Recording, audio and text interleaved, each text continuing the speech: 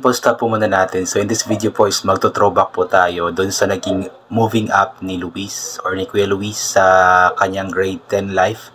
Kung saan nga po is talagang sobrang nakakahanga, nakaka-proud. Especially alam ko na sila Tekram, sila Nanay Jack. At ang mga nagmamahal na, especially yung mga sponsors ni Luis ay sobrang humanga at proud talaga sa kanya kasi nga po with honor nga po siya. Kumbaga si Luis po kasi is consistent talaga siya na with honor since grade 9, grade 10. Although sa grade 6 niya is hindi kasi na hindi natin nalaman kasi nga po tumalon nga po siya from grade 6 to grade 9. But then pagka grade 9 niya, grade 10, I believe maging grade 11 yata is with honor.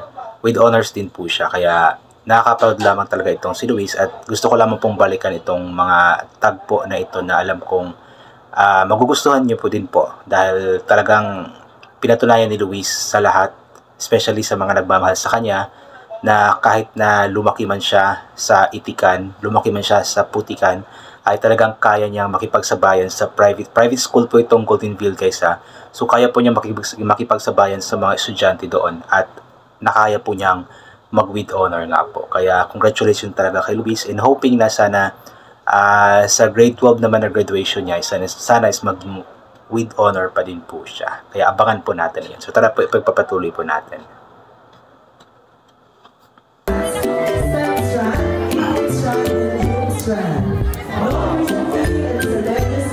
Nag-ano sila, nag-signature sila sa mga damit, mga uniform nila. Remembrance yan nila eh.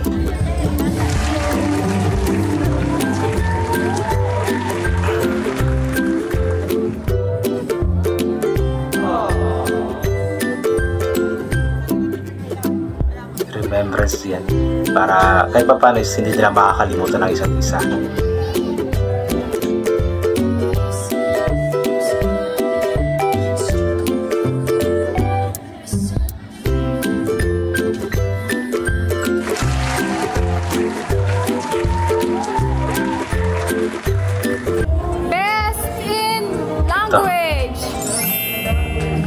And bago natin ipagpatuloy yung kay Jillian is yun na nakakatuwa lamang po kasi napakaluwag po nila Tekram tsaka ni Nanay Jack. Alam po natin na mahal din po yung uniform pero hindi nila pinagbawalan si Luis na pirmahan nga po ito ng mga kaklase niya, which is hindi naman dapat pagbawalan din talaga kasi kumbaga remembrance kasi ito para sa mga bata since hindi nila alam na baka pagka grade 11 nila is hindi na sila magkakasama, magkakaklase. Pero at least kahit papano is meron silang remembrance sa isa't isa ba.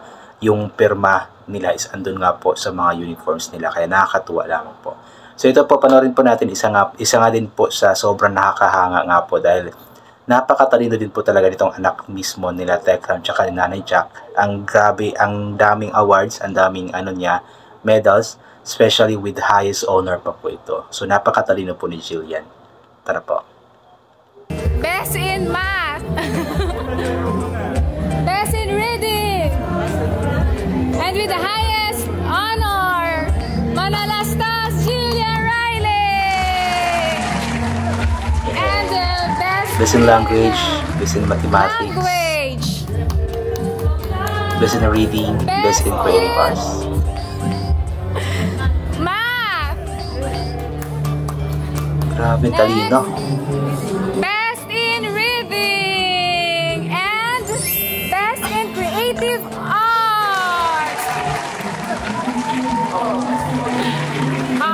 So baka nagtataka po kayo guys, yung nagsasalita po ay si Tita Jo po kasi I believe nung ibinigay nga po itong mga medals kay Jillian is parang hindi po nila nakuhanan sa camera nila Tekram kaya na-reenact lang po nila tapos si Tita Jo po yung nagtatawag or nagsasalita.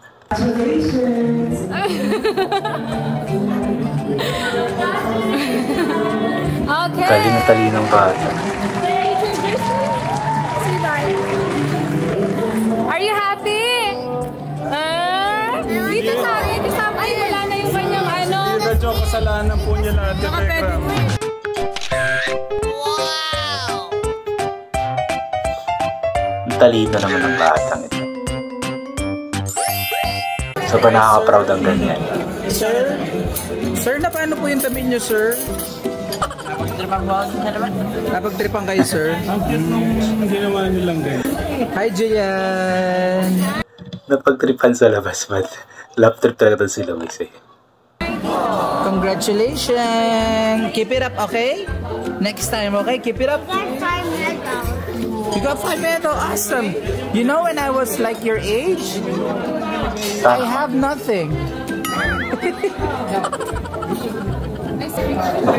Pwede na magpahinga, sir.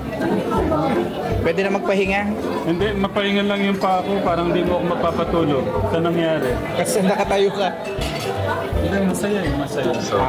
Overwhelming joy. Nanginginig? Bakit? Kaso pala, Sobrang proud ka. Oh, syempre.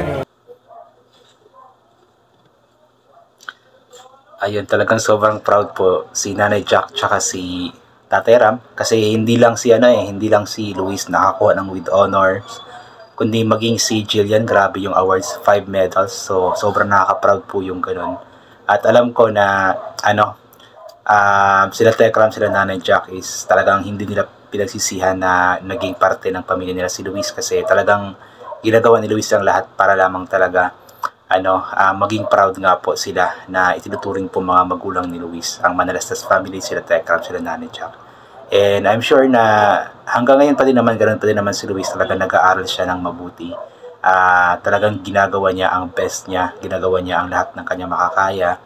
Although hindi naman nila Tekram, sabi nga ni Tekram dun sa vlog nila ni Luis na para sa kanya is bonus na lang yung maging honor. Ang importante kay Tekram is yung yung health, kasi si Luis kasi kapag siniseryoso talaga niya kanyang pag-aaral, especially kapag may exam, ay talagang hindi ito natutulog, which is masama po yun. So gusto ni Tekram na yung chillax lang, yung hindi mape-pressure ba.